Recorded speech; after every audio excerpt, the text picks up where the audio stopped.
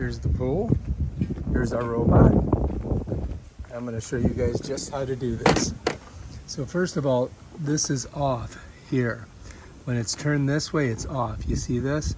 That's off. To go on, you got to go this way. All right, so we've got her off, and we just got to stick her in the pool and turn her on. So we got to get it underwater, just like this. Once it's under there, then I can go ahead and turn it on. It's ready to go. You can see it's got the blue thing.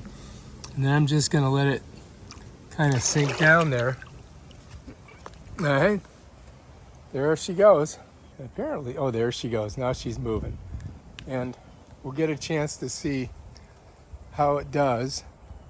There's my shadow. But you guys can see that the pool's pretty dirty. You follow me? Look over here. So we'll get a chance to see how this does on the bottom of the pool. And there she's going. Moves pretty fast. Now this should last for a couple hours, from what I understand. And we'll just have to come back and see how well it does on the pool. Hopefully it cleans this mess up. All right, so anyway, I sped this up about 23,000 times faster. And this took approximately about an hour and a half.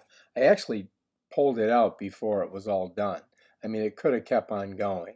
So that's pretty darn good, man. It really did clean the bottom of the pool, didn't it? It's pretty amazing, isn't it?